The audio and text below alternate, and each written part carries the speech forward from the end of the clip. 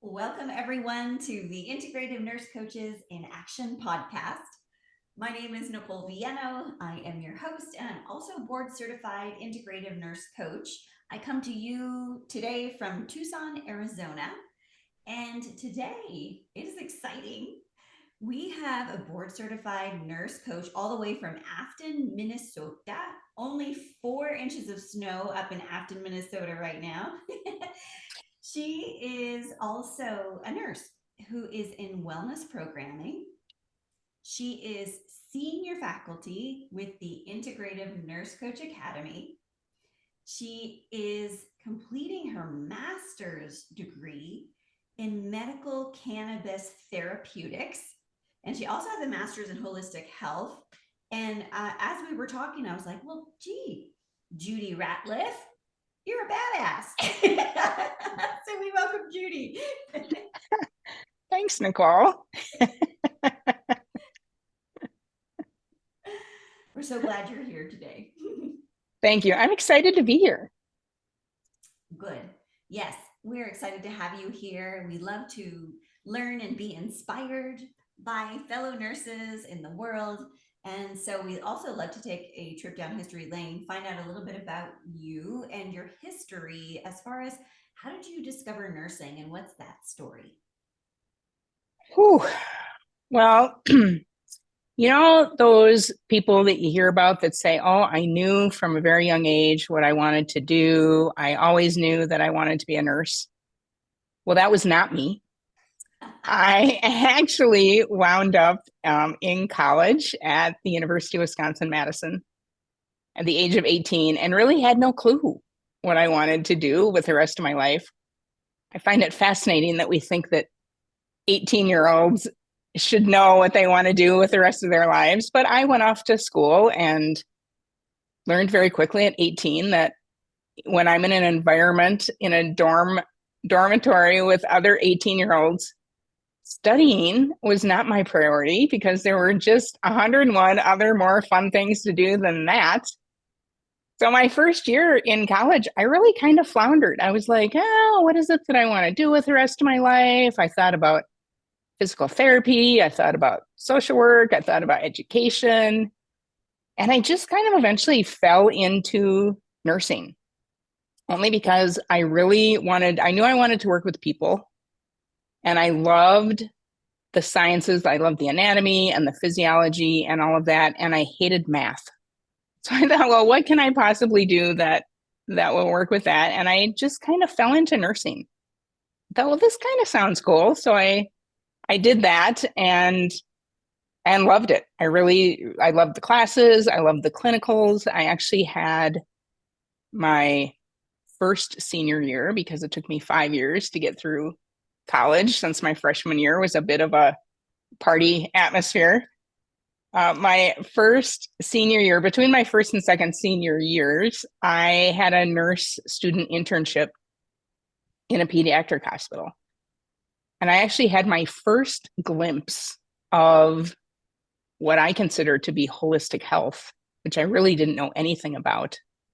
But I had the opportunity to actually watch a child have a spinal tap performed on them with minimal sedation using guided imagery. And I was fascinated by how I had seen spinal taps done before. And, these kids are so sedated and knocked out, and then it takes them forever to kind of recover from that. And through preparation, this child was able to have a spinal tap with minimal sedation using guided imagery. There was a nurse practitioner that walked him through this whole procedure, and they used guided imagery, and he did fabulous. And I was blown away at that kind of mind-body connection. And that was really my first, how the universe sends you little waves, little whispers that say, hey, pay attention to this. And at the time, I didn't know that was a whisper, but I obviously remember it, 30 plus years later to think, wow, that was just really fascinating to me. And I just kind of put it on the shelf because I was 22 and a new grad and just starting nursing and getting used to kind of what this was all about. And I wound up working at a pediatric hospital. And my second little glimpse and whisper of holistic health was I had seen a flyer up at the hospital that said, come to this seminar called Humor for the Health of It. And I thought, oh, that sounds kind of cool. What's this all about? And it was a full day seminar, and you got free CEUs. And what's better than free CEUs when you're a new nurse? And I thought, oh, I'm going to go hang out and listen to this. And then realized that I was working night shift and had to work the night shift before that seminar. I thought to myself, well, you know what? I'm going to just go anyway. I'll just go tired. Having no idea what self-care was all about. I thought I'm just going to stay up and go. And it was actually an all-day seminar given by Patch Adams. And I don't know if you remember, they had made a movie. It was actually before the movie came out, so I didn't know who this guy was. But here this clown shows up for an all-day seminar, and it's Patch Adams. And he talked about the healing power of humor and health. And I was so intrigued. And during this 8-hour seminar, he gave a little, oh, by the way, another thing I do, if anyone is interested, is I take groups of people over to Russia, and we spend 2 weeks in Moscow and in St. Petersburg, and we clown in hospitals and in orphanages and on Red Square and on the streets of Russia. So if you're interested, let me know. And that was like my second little whisper, as I thought, oh, that sounds interesting. So I wrote to him, and 6 months later, I found myself dressed in full clown garb. I'm flying over to Russia for 2 weeks, and I really got insight into the power of laughter and humor and being in community and providing and spreading joy in places that are really struggling with being able to be joyful, and in places where their healthcare is not the best. But being able to see that power of humor and laughter and how it works, especially with children, was my second little glimpse, whisper from the universe saying, you know, pay attention to this. But that's really how I initially got into nursing. It was not a coming out of the womb saying, oh yeah, I want to be a nurse. It was just kind of this floundering and this skipping along from place to place. But that's really then what caught my attention to think, okay, what's this holistic health thing all about? And how do I bring more of that into my life? Oh, Judy, I really want to see a photo of you as a clown. I have a few. I do have a few. Oh, that's so fun, right? And I really connected with these whispers, things that people, things, experiences, stories that keep showing up, and you don't always pay attention to, and then one day you do, and you're like, oh, tell me more. Exactly.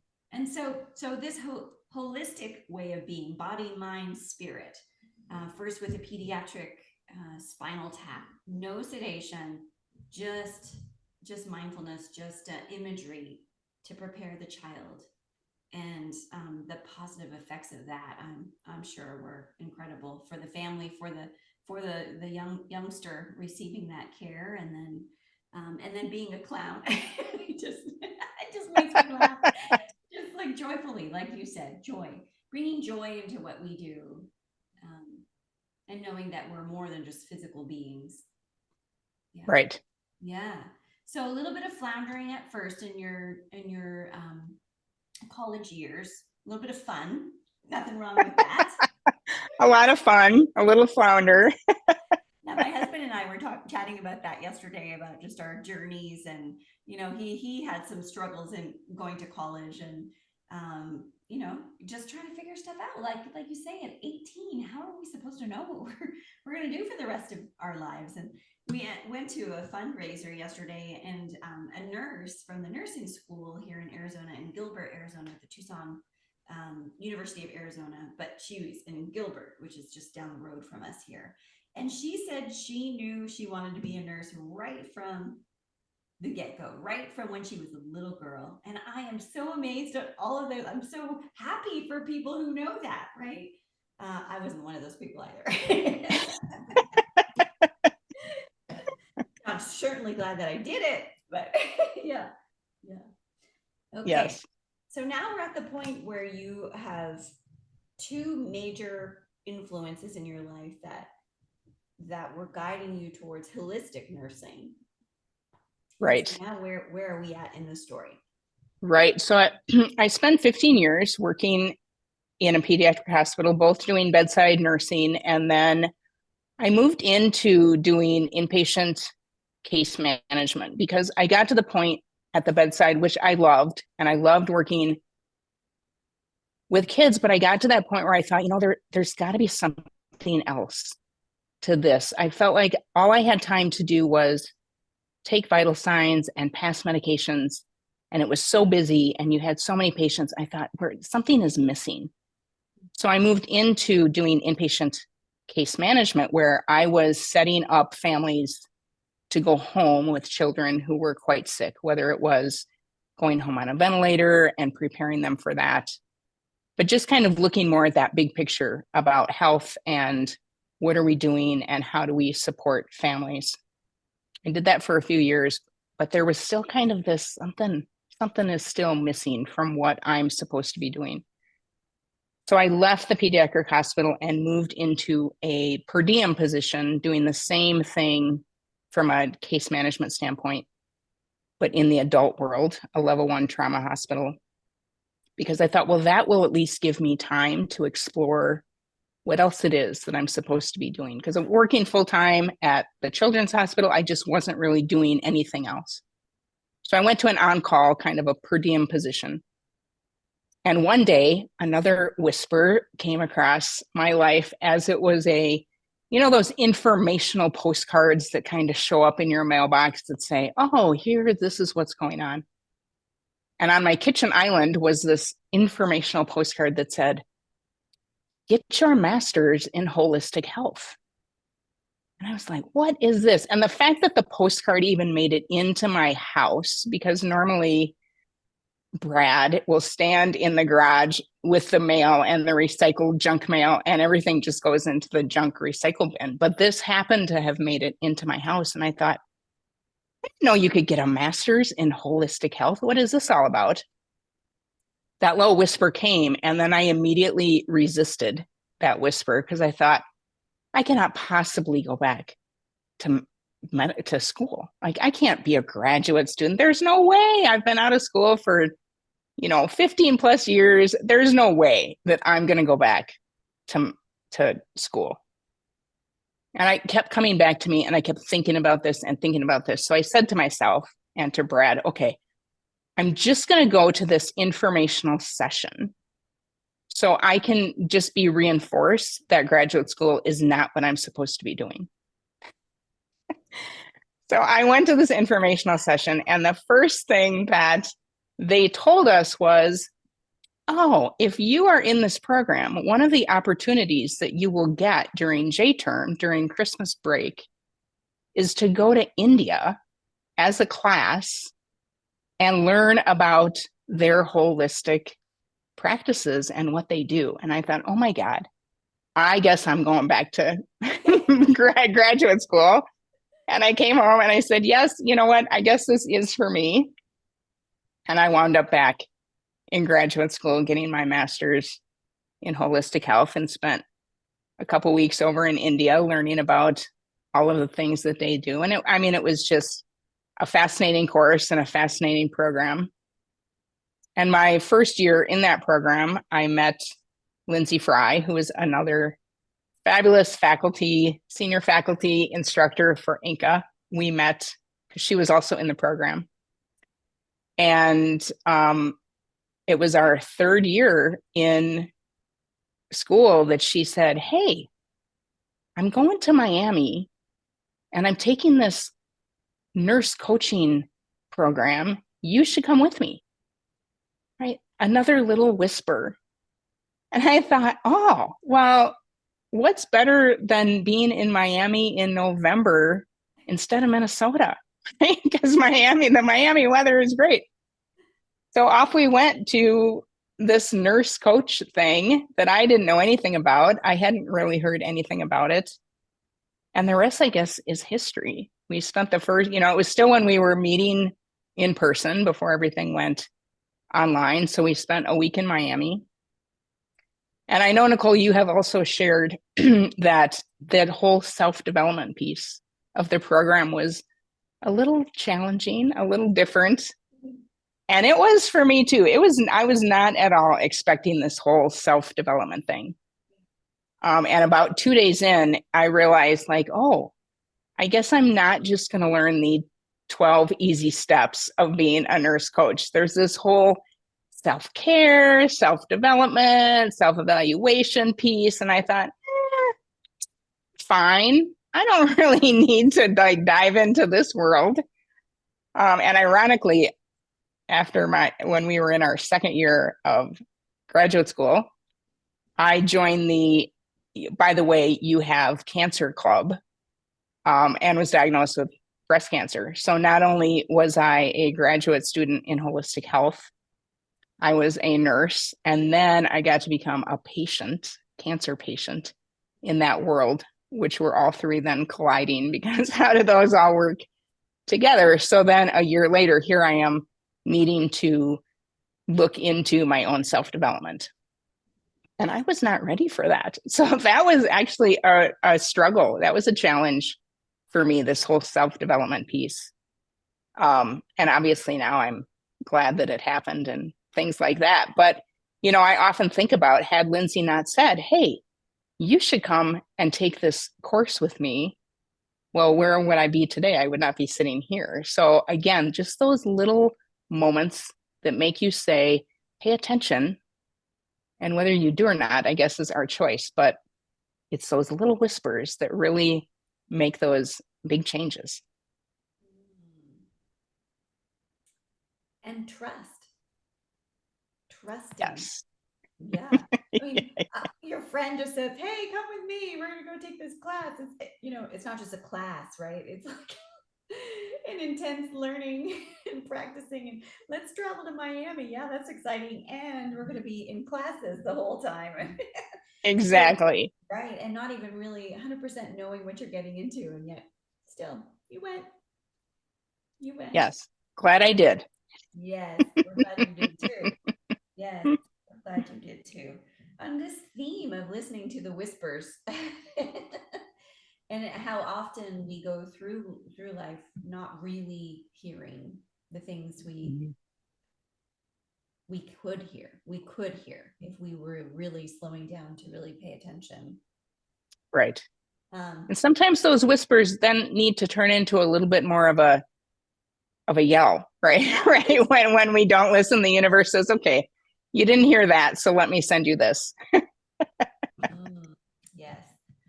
Yeah, so true. Sometimes they do turn into a yell and then basically try and run you over with a truck until right. you really are paying attention to what the universe really is calling you to do or try. Exactly. Mm-hmm. Exactly. Yeah. So I'd love to just tap back into the self-development, self-reflection, self-awareness, time spent with self-love, self-compassion, and the whole understanding of how important self is in nursing. I know and see often as I work with nurses in different facilities and work a lot with nurse residents, nurses who have just completed their nursing program and are moving into their first year of being a nurse in a real facility and working at the bedside. I see how there is not a lot of understanding of how important self is. That understanding that our true capacity to be able to care for another person depends on the capacity that we have to care for ourselves. And we're so pushed in the direction of, as nurses in school, take care of the patient. Patient is number one. Patient, patient, patient. And some programs are starting to implement more self-awareness, self-love, self-respect, all of those things. But I'm still not seeing still not seeing huge impact on remembering to love yourself, really, truly what it comes down to. So I'm curious what your thoughts are around that topic. I think our nursing school system needs to change. I think that need, and I don't just mean nursing schools, but medical schools, the entire system. When we think about the systems that we're in and how we aren't focusing on self-care of the healthcare professional. When you think about medical schools and the hours that they are required to put in, and the lack of sleep and the lack of diet and the inability to be able to eat sometimes for 24 to 48 hours. And even in nursing school, right? We're just pushed through nursing school and we don't really have classes about self-care, self-development. How do we stop and take care of ourselves? How do we stop and fix the wounds of the wounded healer? That isn't the focus. And we really need to change that from the start. So when nurses come out of nursing school, they're not set up to fail.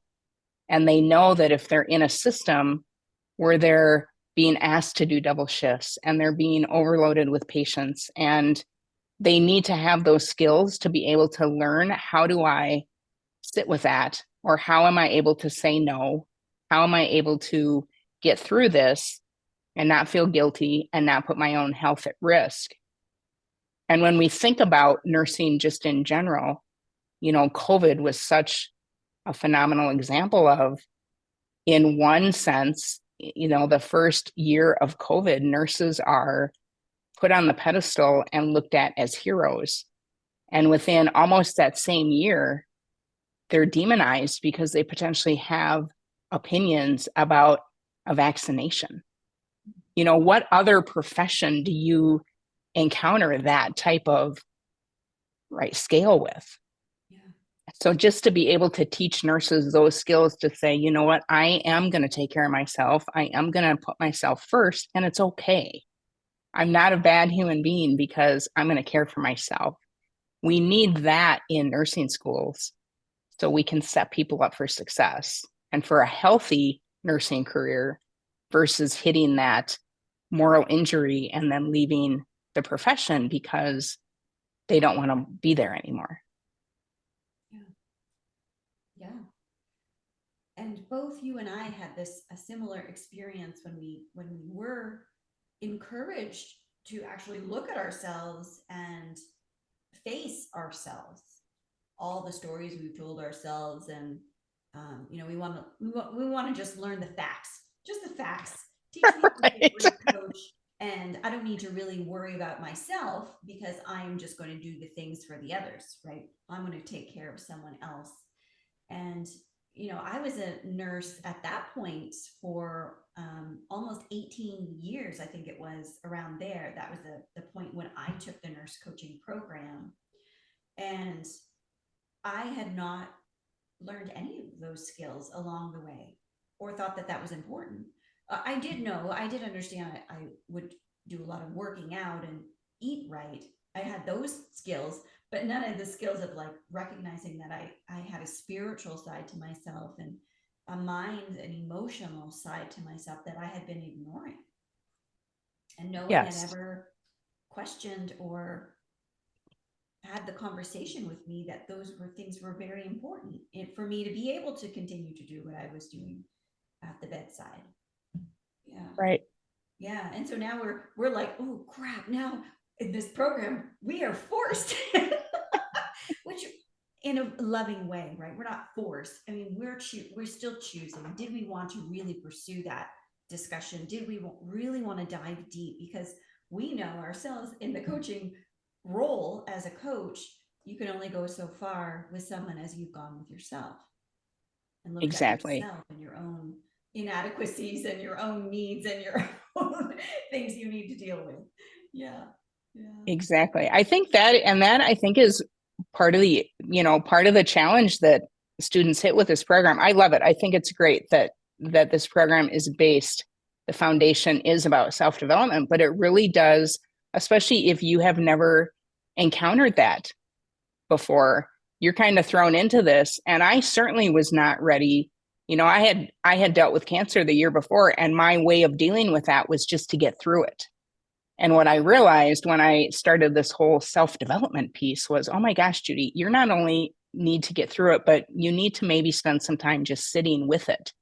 And that's not how I coped back then, right? It was like, let's just get this done. Let's just get through this and move on.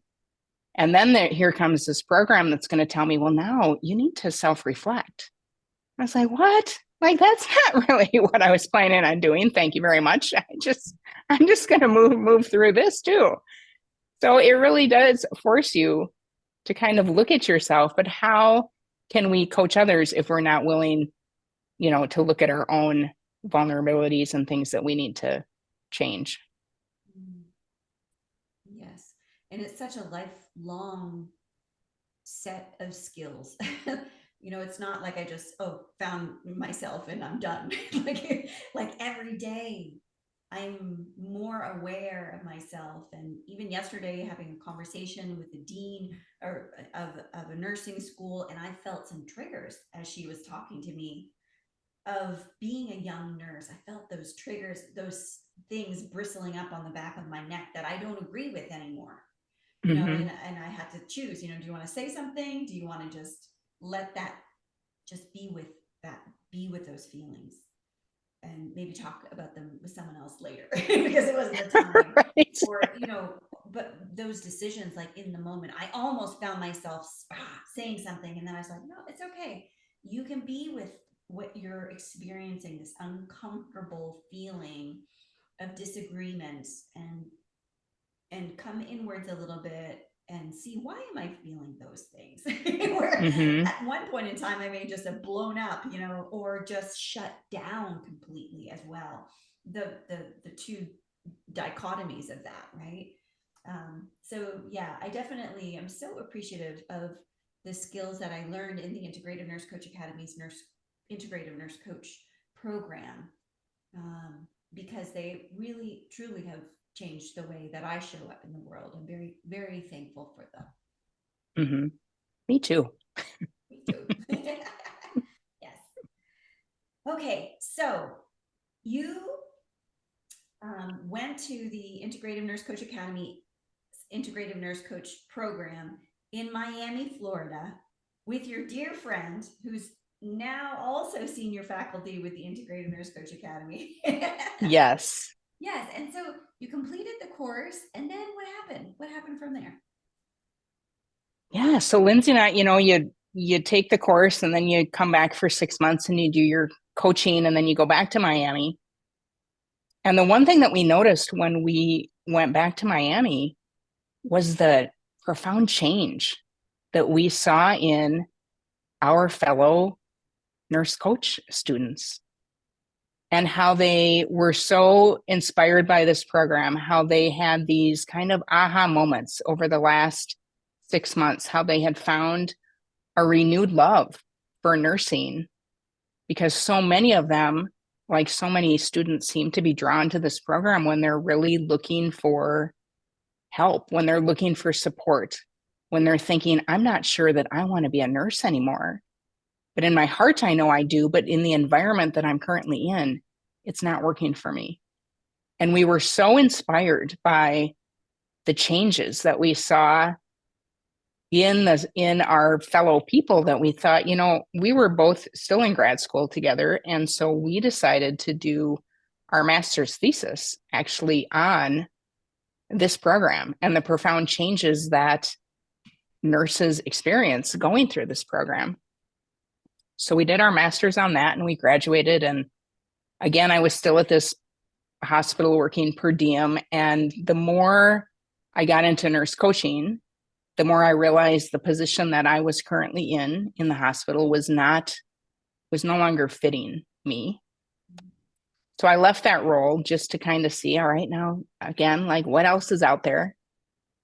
And I came across a job through Indeed and it actually said Wellness RN was the title of the job. And I thought, that does not exist. What kind of a job role is this? There's nothing called a Wellness RN. Well, come to find out there is, and it was a job that was under a grant at the time.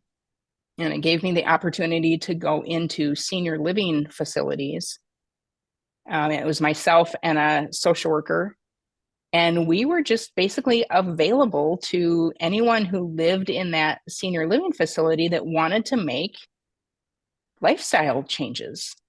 And it was probably my dream job because I was not under any time frame. I did not have a schedule. I did not have an agenda. I was not working under a provider. It was basically an open door policy where individuals could come in and sit down in our office and just talk. And we got to listen to story after story after story and, just sit and help people who wanted to make changes at the age of 60 or 65.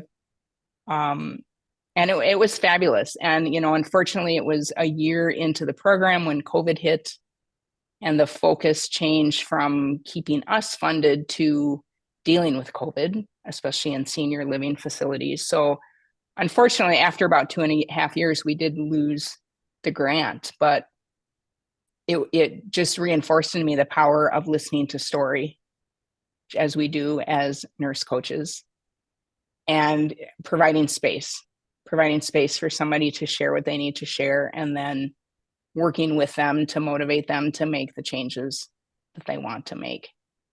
It was an amazing job. And that's actually where I found interest in cannabis because as people would come in and once we kind of established trust, they would start to ask me questions about, they would say, Judy, do you know anything about that BDV? Or they would name off these letters. And what I would realize is that they were actually asking me about CBD, which has become kind of a common thing around here. It's kind of a well-known thing like, oh, CBD, it will, treat your pain and do all of these wondrous things. And I was so fascinated when people would come in and they would have a list of 15 to 20 medications, pharmaceuticals that they were taking, and they were still miserable. They still had pain. They were still inflamed. They still weren't sleeping. They still had depression. And I thought, oh my gosh, how are we taking all of these medications and they're still not happy? And I actually didn't know much about CBD at the time, but it piqued my interest to learn about it and to learn about cannabis as medicine. And that's how I then found myself back in a graduate program, which I never thought I would do again, but found myself getting a master's in cannabis therapeutics just so I knew about the plant. It's becoming legalized in more and more states, and I think it's going to become, part of healing. It's already kind of on its way, but I think it's being more accepted, and as we learn more about it, it's definitely going to be part of the healing health system. What a great story. I love that. I love, our seniors coming in 75, 80 years old. Hey, what's that? PSQ. Right. Exactly. And being still a little hesitant to even want to ask because cannabis still has such a stigma behind it. And it's been under prohibition. And when you actually learn about its history and how it got to be where it is today, it is a fascinating topic. But there still is that stigma and that fear because it's federally illegal. And I was working in a low-income housing facility, and they were fearful that if they were caught using it, they would lose their funding. So there's still a lot of challenges with being part of that industry, but it's coming around. And people did share with me that they were using cannabis, not just the CBD part of it, but using the THC and all of it that goes with it. And it was helping their pain, more than the dozen other medications that they were on. So there is something to it. We just need to research it more and and accept it as the medicine that it is. Absolutely. Yeah, it is becoming more understanding, taking away the stigma of its use and seeing its value. Mm-hmm. Yeah. Interesting that the older population, they're seeking help in different ways Mm-hmm. as well, Yes. and saw its value and want to know more and understand more. And I am also hearing that was a whisper for you. That was something that initially I thought, all right, let's not go there. So I thought, okay, well, I'm going to take a certification program and just learn the basics about it. And then, of course, once I was in the certification program, I was offered this master's program and thought, how do I resist this? Well, I found a couple ways initially and thought, no, this isn't going to be for me. But eventually, again, that whisper turned into another life change in my in the path of where I was going. But it's all turning out. It is all turning out. I really feel that you're at the beginning of something here. You're at the beginning of us truly understanding how cannabis will support our fellow humans going forward.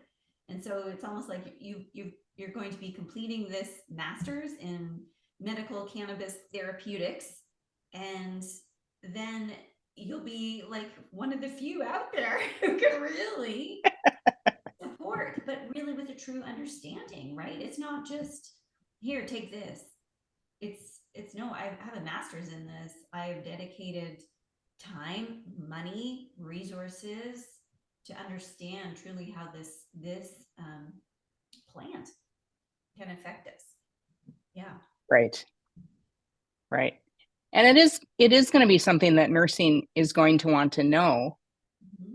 The National Council of State Board of Nursing have come out with statements saying that there is a certain amount of education that nurses need to have about cannabis. And it's really kind of been ignored for they came out about 5 years ago, their statement, and it's really kind of been ignored. But I think as legalization happens in more and more states, and that the American Nurses Association has recently acknowledged cannabis nursing as a specialty, that it is going to be something that we can no longer ignore. That's right. Well, the Integrative Nurse Coach Academy definitely has a specialty program, the Canny Nurse.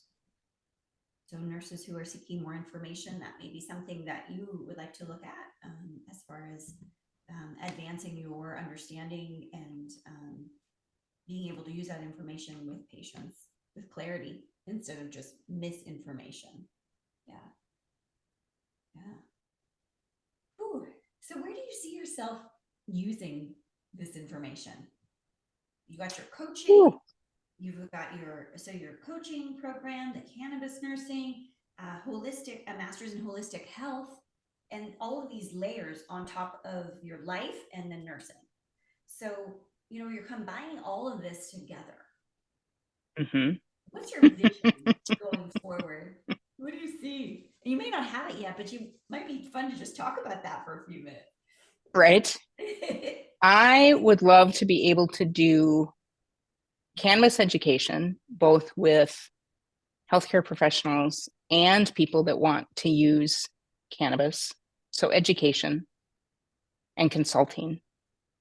And then just kind of figure out from a consulting, coaching, cannabis standpoint, where does that fit in?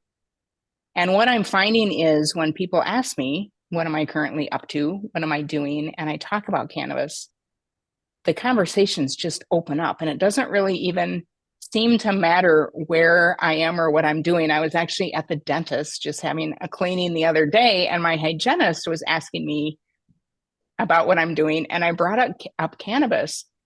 And it got to the point where she was asking me so many questions, and I thought, she has her fingers in my mouth and she's doing this cleaning, and she kept asking these questions, and then I wasn't able to answer because I have these suction catheter in my mouth. And she was so interested and so intrigued that she just had to stop doing what she was doing and ask me these questions to allow me to answer. But people are really interested. And I think that there's enough interest out there that people want to be educated. And we need education in this topic just because it hasn't been talked about for so many years due to prohibition, and people are getting the wrong information, and the industry is taking off. And we just need to have that knowledge, and we need to learn about it correctly, and we need to have the right information so it's not being used incorrectly, and we can get rid of that stigma. So I think education and consulting is really where I see myself in the next, 30 years. Plenty, girl. Right? Education and consulting, you could be, you're just, if you're going to live to about 108, you still about, Right. life right now, right? Exactly. We're just beginning. Right. Oh, this has been so fun to hear more about your story and understand more about where you've come from. I love the theme about listening to whispers and following those whispers, and sometimes those whispers are not just those, they're also shouts. Right. And following what the universe may be bringing to you, right? Yes. So we have a few more moments left, and I would love to ask the question of what is on your heart that you would like to share with our listeners today? Oh, that's a good question. I think as we've been talking about listening to those whispers, that as nurse coaches, we often, in coaching sessions or when we're talking to people, we often really want to see those big aha moments, or those clients come up with these phenomenal SMART goals. And sometimes, especially when we're nurse coach students, we think that maybe a session wasn't overly productive if we didn't have those. But it really isn't about those grandiose, big aha moments. It really is about those subtle shifts that we often are a part of, but we don't realize that we're a part of when we're working with our clients. And that we don't underestimate those small whispers, those small shifts that we might help facilitate with a client, and they may walk away and we think, oh my gosh, that was the most unproductive coaching session ever. And the next week or two, they come back and they've made all these fabulous changes, or they themselves have had this aha moment. And it was maybe instigated by those small, subtle shifts. But it's those subtle shifts that I think actually make sustainable change. So to not get frustrated or flustered when we think a coaching session didn't go well, or that we're not making progress, because we probably really are. We just maybe don't realize it at the time because it's still just a whisper. So good. Subtle shifts. Say that fast 6 times. Okay, you try it 3 times in a row. Go.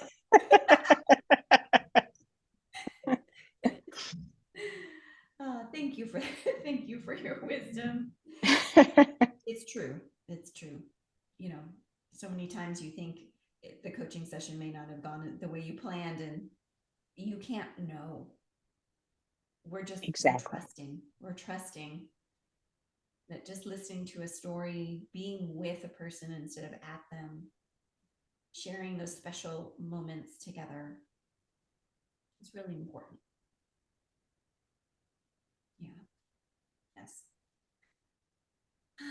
So I'd also love to ask, what books are on your list of right now of that you have found to be influential? Maybe you read it in the past, maybe in the recently. What book would you like to bring to us today?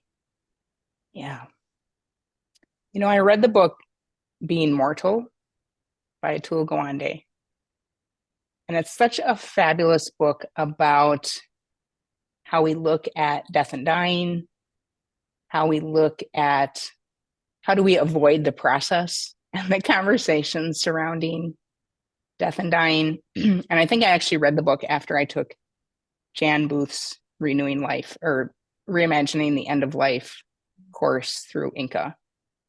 But I read the book and it really started to make me question, what are we doing with death and dying? And having had worked in senior living facilities, have seen how we really avoid those conversations. Society really avoids those death and dying conversations until we hit crisis, and then it's too late. It actually inspired me to volunteer as an end-of-life doula for a hospice program because it's so important to have those conversations with people who are dying and even before, they're in that dying process, but to find out how do you imagine the end of life? And a lot of times we don't have control over how we die, but some things we can control. And if we can look at death as really the sacred event that it is, I think it can really change our whole focus on how we work through the end of our life. So I just thought it was such a great book because he really brings up those conversations about our attitudes towards death and dying and how might we change those. So that's one of the books on my shelf. I love that. Of course, we're going to put the links in all of our show notes. And Judy, how can people find you? They're looking for you to ask questions about all of these things. Ooh. Well, I don't have a website yet, so probably my nurse coach email, which is, now I have to remember what it is. I never email myself. Show notes anyway. So. Okay. All right. That's perfect. that's probably the best way. But I don't know my own phone number either, right? Because I never call myself. That's fine. No problem. We've got you covered. We'll put it in the show notes, and that's how people can get a hold of Judy, of you. And yeah, thank you so much for being with us today, for sharing all of the amazing things from clowns to CBD to death and dying. I mean, we've covered the gamut here. We've covered it all. Well, thanks, Nicole. It's been really fun to be here.